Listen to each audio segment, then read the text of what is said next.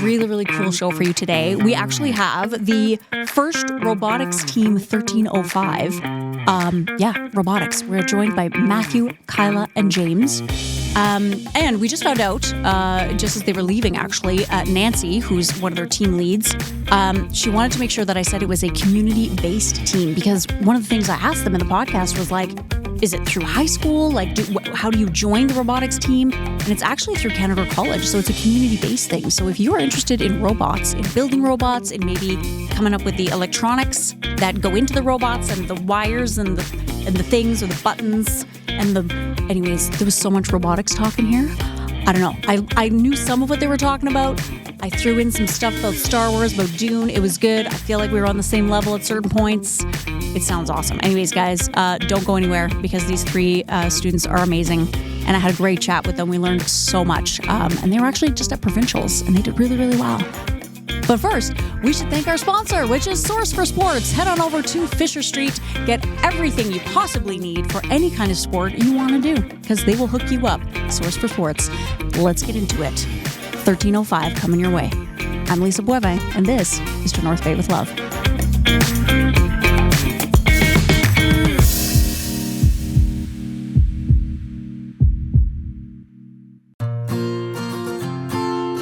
Sports aren't just what we do, they're who we are.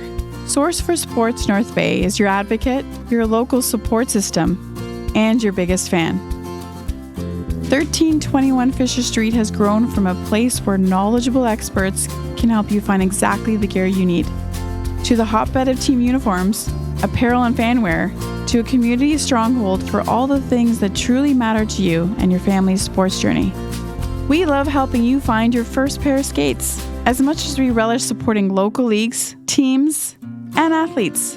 Wherever your sports journey takes you, make sure you visit Source for Sports North Bay at 1321 Fisher Street so we can help you along your way. Matthew, Kyla, and James, welcome. Welcome to the studio. Okay, I did get, the email from lovely Chris, but I also went and Googled you guys, went down the rabbit hole a little bit. Okay, first of all, for our listeners and our viewers, you got to tell us what FIRST Robotics is. Why is it called FIRST, not second or third?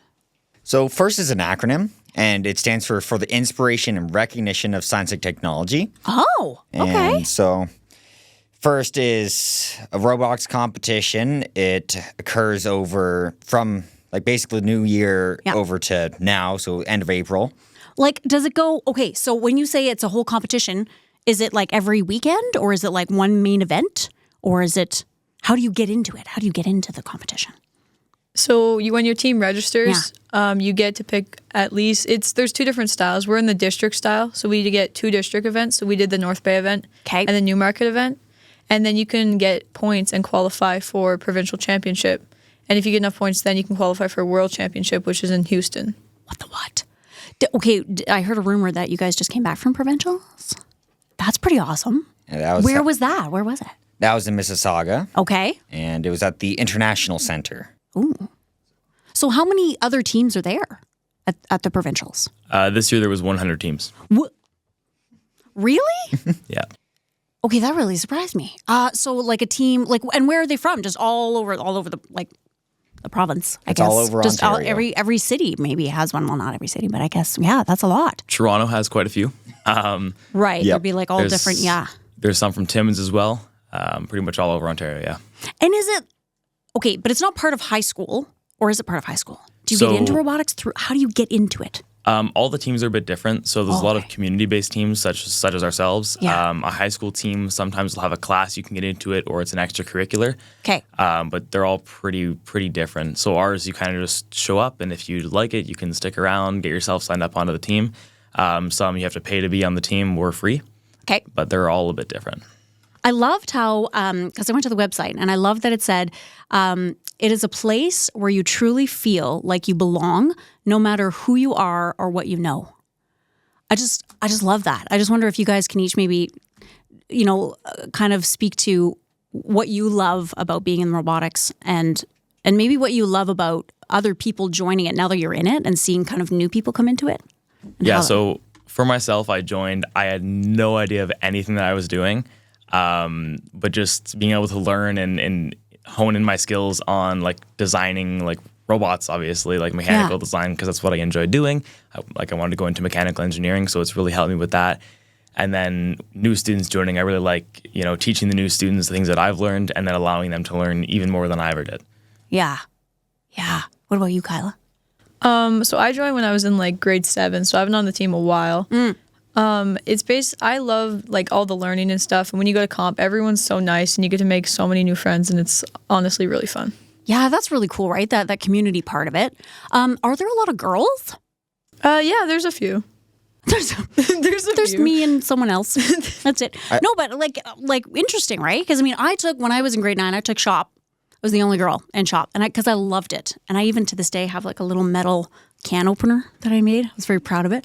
But we did like woodworking, and we did and I loved it. It was because it was creative, right? It's not, people think creativity, they immediately think singing, dancing, theater, but you guys are incredibly creative doing the robots, So James, what about you? Like, what do you love about it? So personally, I enjoy that when you go to robotics, whatever you're interested in is what you learn more about. So if I'm interested in learning to work in 3D models, I go there and I get like an expertise in working in CAD, which is computer-aided design.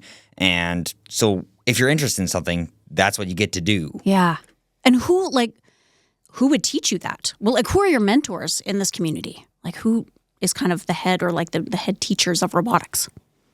So I would say it's definitely a split job between the students and mentors. So like our team does student-led workshops where a mentor and a student will teach a skill. Like I ran one where we taught wire crimping, how to use a wire stripper, wire crimper, proper connector types, how to test a connector strength.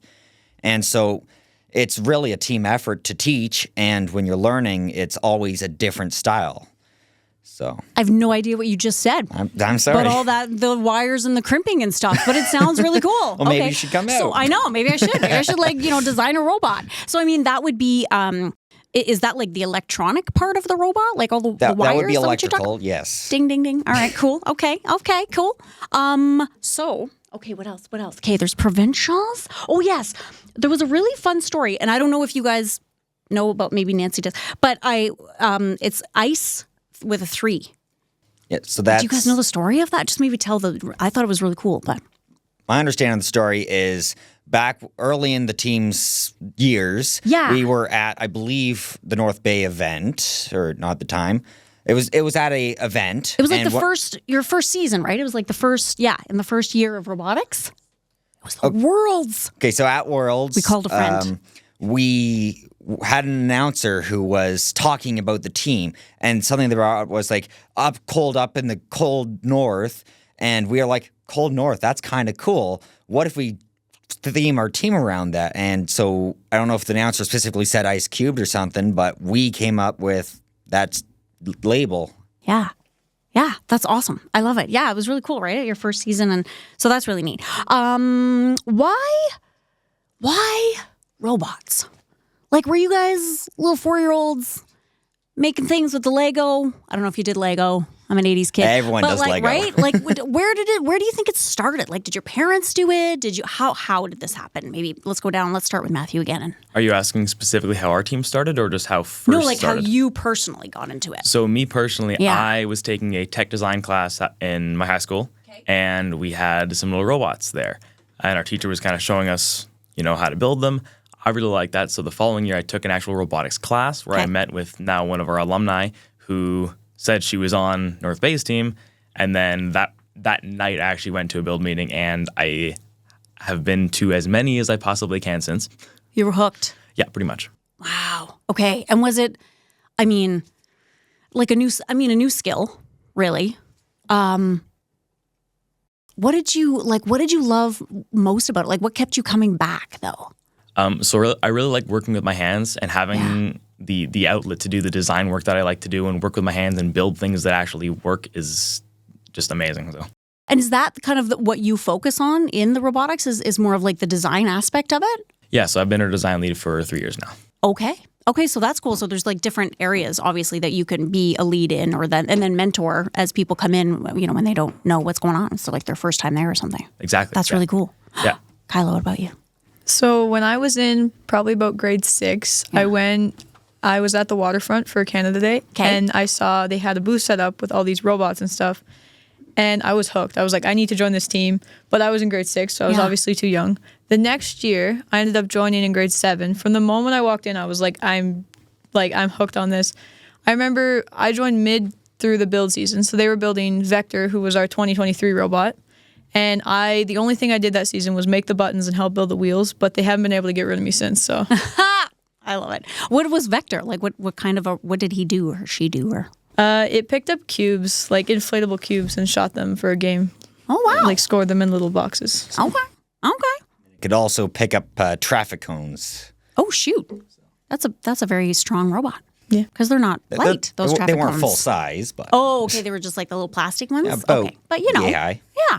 What about you, James? Like, how did you get into it? So, as Matthew was saying, robotics class at our school, and he joined the team, and then he was like, "Hey, James, this is cool. You should come out." And at first, I'm like, "Yeah, I'm busy," but then he was like, "You should really try it." So I went out and I gave it a try, and it was like, "This is awesome," and like everyone's friendly, and like I just felt like I kind of belonged, right? Yeah. And I didn't quite feel that way with like sports or other extracurriculars as I did with robotics. Yeah. Yeah. I love that. You found your tribe. See, that was me with like theater, right? Like it's just when you find your tribe, you find your people. High school or whatever, wherever you are, life just becomes a totally different thing. And I wonder if you guys, could just comment on, or if you have any thoughts on, obviously, government is they're cutting a lot of arts, from the schools, right? And they're just cutting a lot of like classes and maybe focusing more on, just like math, English, history, which are great. But how important do you think these extracurricular activities are, right? Not just sports or not just, like phys ed class and maybe a dance class or something, but things like robotic stuff or science class or like, like a 4-H club kind of a thing in a school or, baking class, whatever. Like, do you think that's still really important to have that kind of yin and the yang, right? You have the math and then you have the robots class. Yeah, for sure. I think it's super important. I mean, everything that gets built, not everything, but a lot of things that get built or designed are designed by engineers, and the robots are a method to teach people not only the actual robotic skills, but also just life skills. Yeah. Right? How to work as a team, things like that. That's what I learned, that kind of stuff, and now I'm applying the skills at work. That's one big part of the program. As much as we do our robotics team, it's a lot more than that, right? I love that. See, and it's again, like theater, right? It's like you're putting a show up or you're getting a robot ready for a competition and you're all working together towards this one goal, which is so cool. And I love that you said you apply that to work now. Like that's awesome. That's awesome. Yeah. Yeah. Something FIRST usually says is the kids are building the robots, but the robots are actually building the kids. Oh yeah, I like that. That's cool. Any thoughts? Yeah, so I would say like FIRST is always teaching you not just building skills, but personal skills, right? Like through the presentations the students give to judges or through interacting with people there, you build your social skills. You'll learn how to talk in front of people of higher authority. You learn how to be professional. You learn how to be like kind to others, right? A big thing in FIRST is what's called gracious professionalism, where we are helping each other. Like we are there for each other. Even though we're competing, we are also cooperating or being cooperative. And so gracious professionalism means that as we're out there, we're being professional. We're making sure as we help all the way. And that really helps set a mentality where you carry that throughout your life, where you're looking to help others. Yeah. Healthy competition, right? Yeah. Yeah, that's really cool. That's awesome. Okay, so I've seen on TV those they're like robot wars. It's like WWF, but like with the and they like kill each other and they're like, die. Is that part of like what you guys do? Hopefully not. No. That's not the competition. That's so not the goal. Okay, it's not the goal. It's like to destroy the other robot. All right. It does happen sometimes. I guess that's that professionalism that comes in. Okay, cool. It does happen sometimes. But essentially, the FIRST organization has a game design committee. Okay. And they'll come up with a new game every single year, which we find out usually in the first week of January, and then are given 8 weeks to build a robot and be at our first competition. Okay. So it's always different. So, for example, Kyla was talking about Vector. Vector had to pick up and score it was like a purple cube, yay big. Okay. It was basically beach ball material. It was inflated and had to score it on a shelf. Something as simple as that. And last year we had to shoot foam rings. And then this year it was scoring pieces of PVC pipe on steel branches and then grabbing big 16-inch dodgeballs and scoring them in a net. Wow. So every year is drastically different. And is it timed? Like, does the robot have to do that whoever does it in the quickest amount of time or most efficient or something? Or yeah, so every match is played 3 against 3. It's a red versus blue kind of thing. The matches are 2.5 minutes. The first 15 seconds, the robots are driving themselves completely autonomously based off of pre-programmed instructions. Oh. And then the remaining 2 minutes and 15 seconds, the drivers are actually controlling the robots. And then whoever gets the most points wins the match. And then it gets into, you get ranking points and that for doing certain things in the matches and winning the matches, which influences how you rank in the tournament at the specific event, which then it gets like the freaking Olympics, man.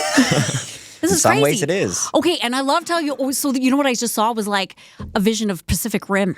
You know when you talked about like they get into the robot kind of a thing, and they're like, go, like I don't know if you've seen that movie, but anyways, I love those with the massive robots. There's something crazy. It scares me, but it's so exciting when you see like those massive robots. But so when so you pre-program the robot, it goes out and does like, is it doing the game that's pre-designed? On its own. Yeah. And so you get scored on that.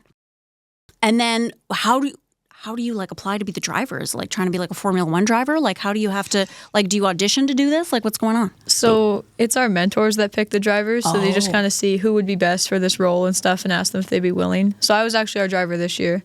Cool. And yeah, so basically it's a lot of work. You got to show up a lot and learn a bunch of stuff. But and how are you driving it? Like do you have like special goggles and stuff and like things? Like are you in this like thing? So the robots are on the field and you're connected. We use Xbox controllers, and you're behind like this glass. So you're connected to the robot and you can see what it's doing and the whole game going on, but you're the one controlling it. So are you guys gamers then? Does that come into it at all? I would say a lot of us are. Yeah. For sure, a big part of it. But you don't necessarily need to control with like Xbox controls. Yeah. I've seen teams use an electric guitar to control their robot. Or the dance mat.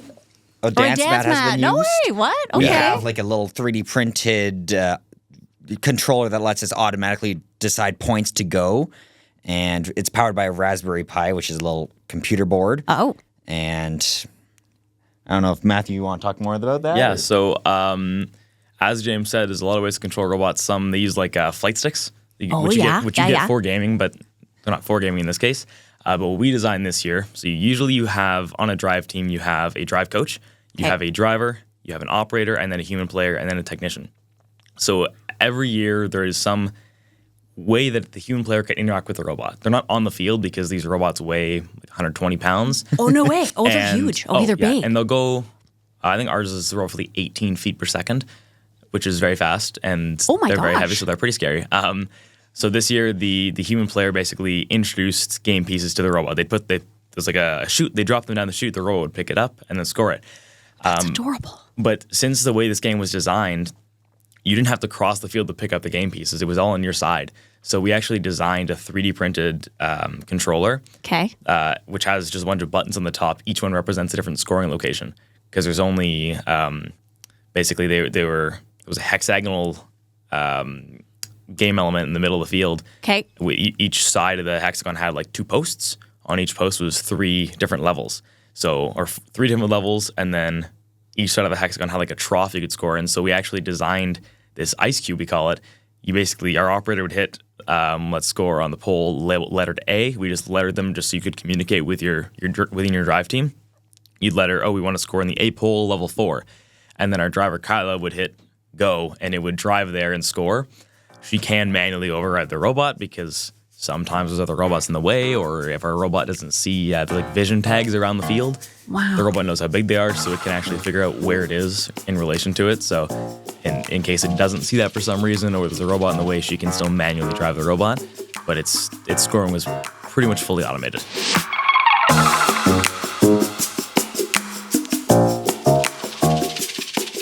Get in and go at North Bay Toyota. From the bold and adventurous RAV4 to the fuel-efficient and stylish Corolla Cross to the powerful and rugged Tacoma, there's a Toyota for everyone. Need extra space for the family? The Highlander, Grand Highlander, and Sienna. Want to go green? Check out Toyota's complete lineup of hybrid vehicles like the Prius, Camry, Crown, all-new Crown Signia, and more. Get in and go at North Bay Toyota. Visit them at 640 McEwen North Bay or toyota.com for details. There's like so many things going on there, right? Yeah. Like it's almost like, well, when you were saying like, like 1A or, wherever you're going, the hexagon, the pole with the thing. I mean, it's like calling lights for a show. Like I just keep going back to, it's like doing the lights, but then also being like the driver.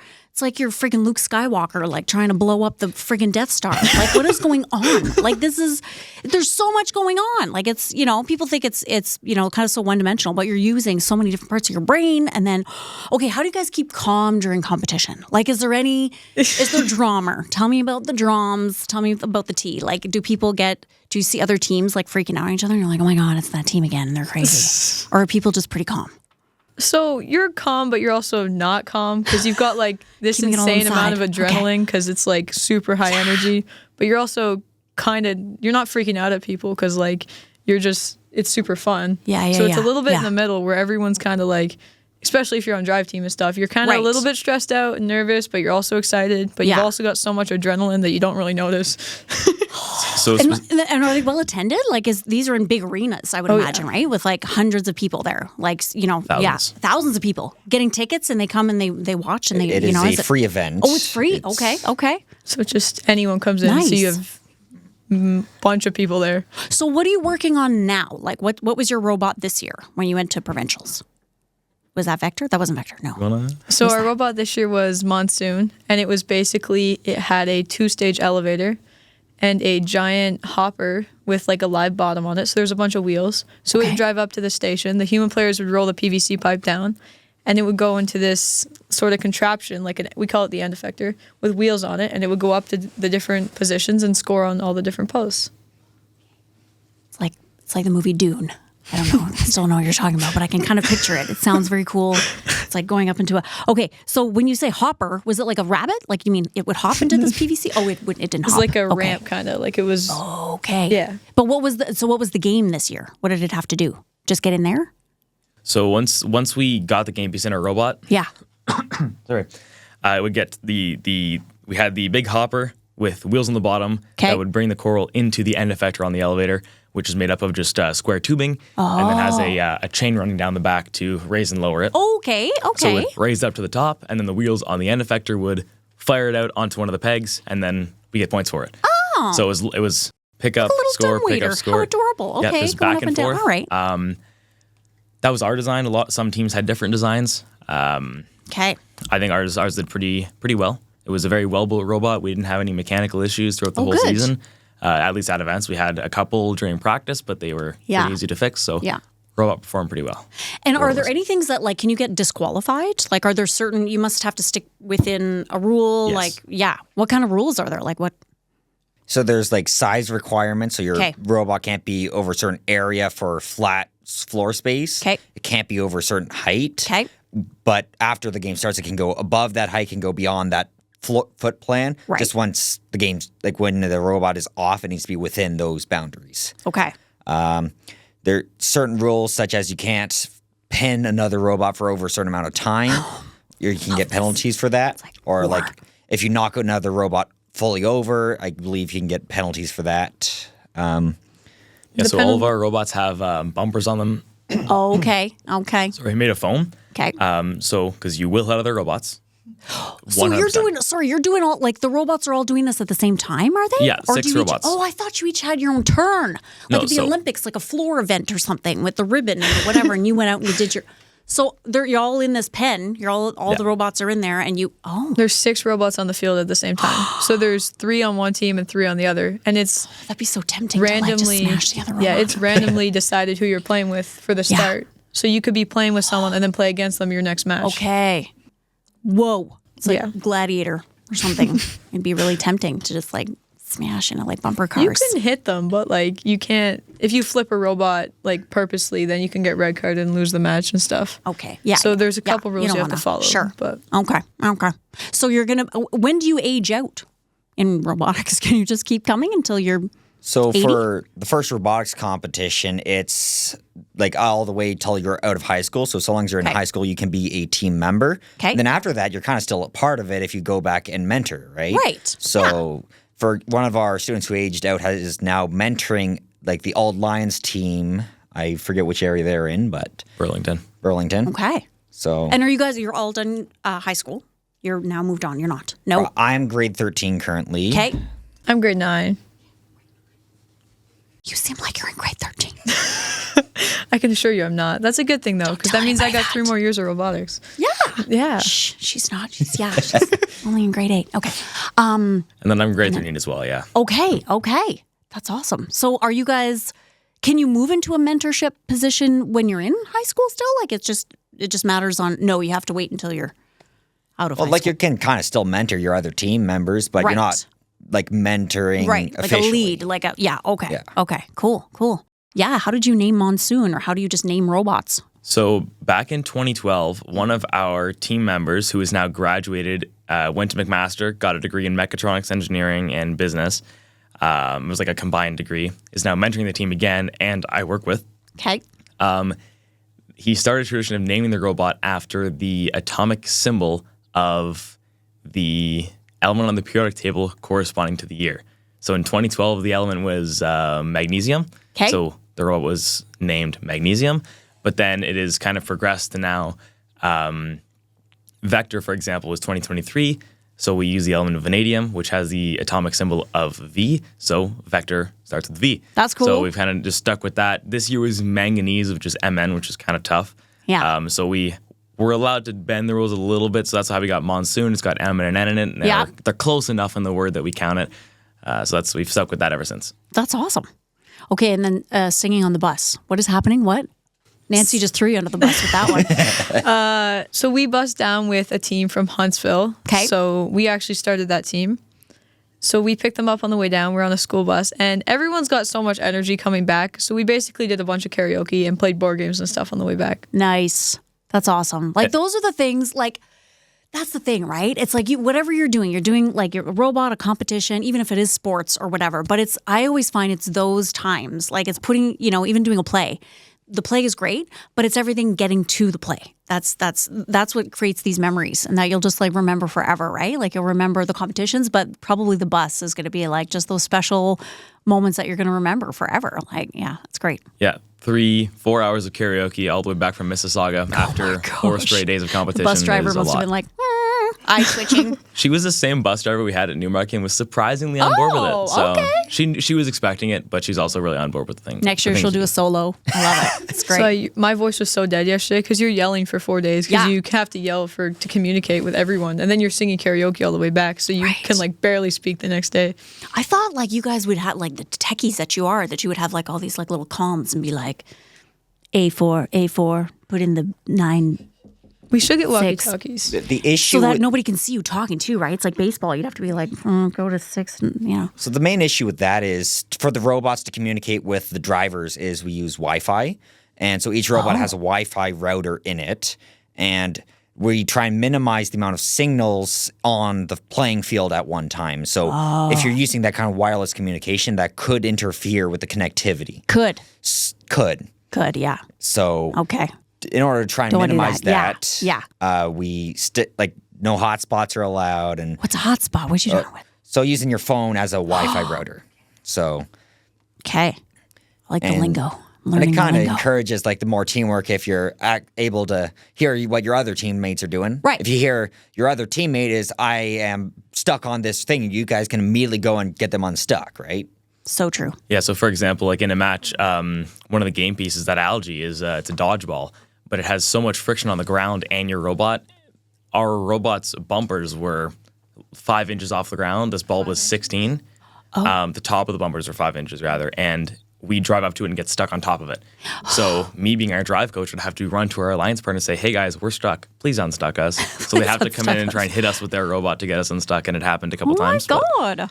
Yeah. It's like a live chess game or something. Yeah. You remember in Harry Potter when he was like, It's pretty chaotic. rook to 4-9 or whatever.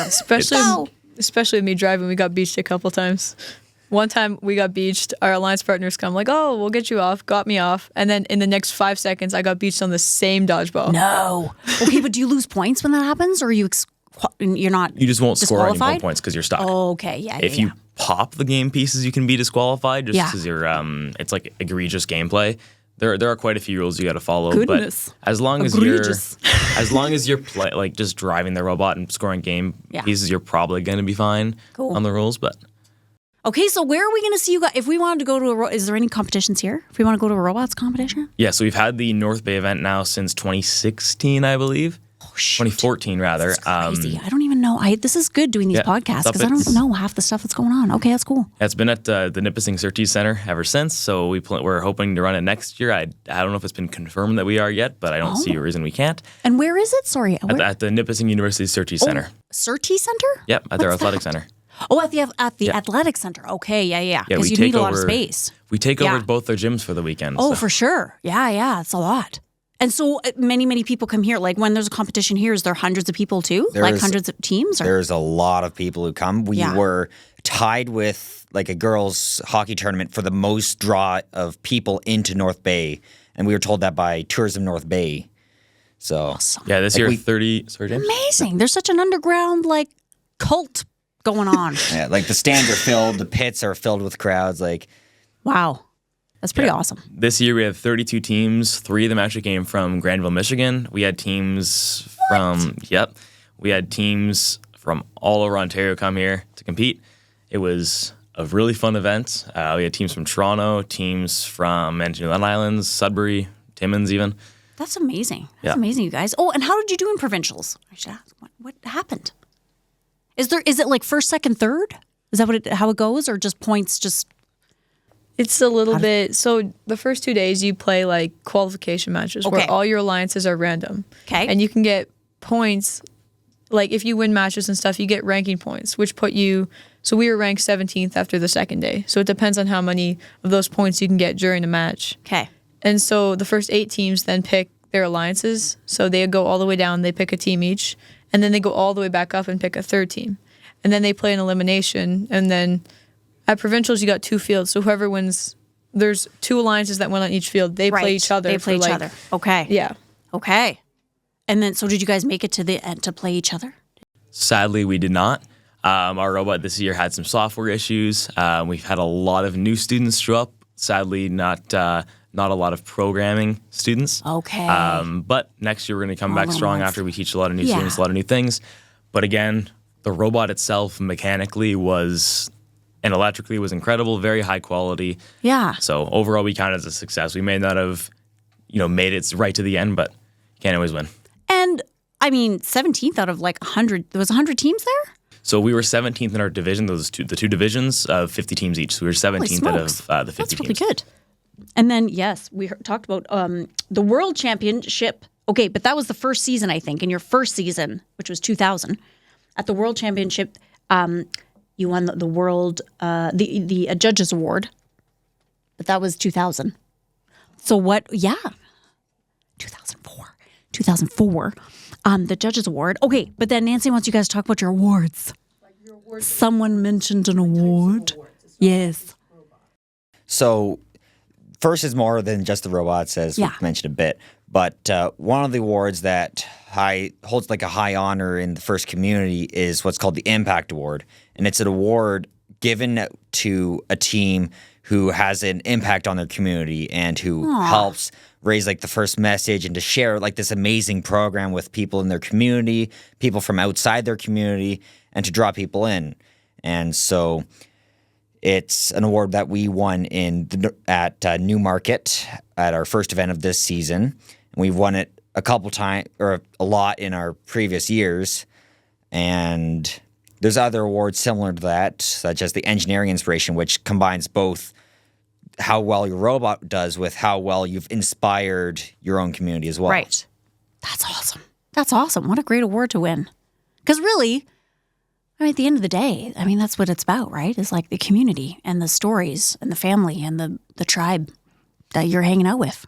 I mean, that's what it is. It's just, learning from each other and playing with each other and just having a good time.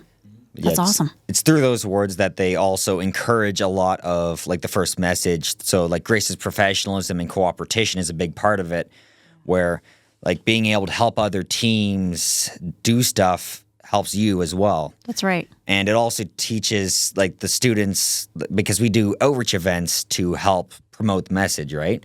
And that helps students to learn what's like problems in the community and how to get involved to fix those. So we run workshops such as at One Kids Place Child Treatment Center, where we have them drive our robot and have other activities there to help them grow. And we even had one nonverbal kid talk to say he liked our baby bot. No way. And so it's seeing that kind of impact we have on our community that motivates us to keep going with this. And it's why they have those awards, is so that we can be helping more than just building a mechanical contraption. Love it. Thank you so much for coming in. Thank you for having us. Thank you so much for your time. This was great. I've learned a lot.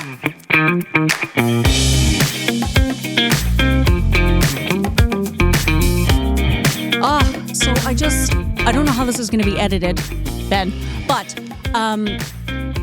at the end of our talk, I was kind of going around and asking them what they love about being a part of this robotics team, and they all said it was that community feeling, right? It was working with their fellow man, their fellow woman, and working towards the same goal.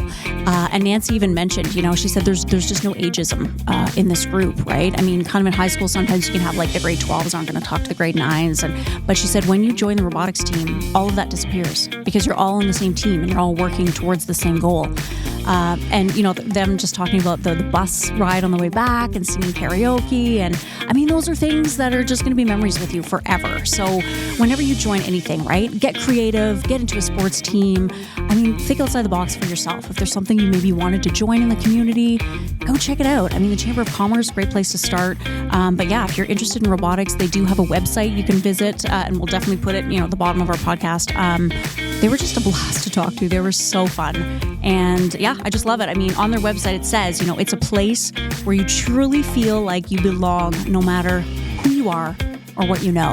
I mean, who doesn't want to join a team like that? That's awesome. Anyways, guys, why don't you check out our website, northbayecho.ca. Head over there. You can check out all the other podcasts that are available. You can sign up for our newsletter, Echo Essentials. It'll be sent right to your inbox. You don't have to do any work there. You'll just get it. You can just read it with your little coffee in the morning. A little scone, a little muffin, a little toast, whatever you want to do, Smoking a pancake, whatever you want to do.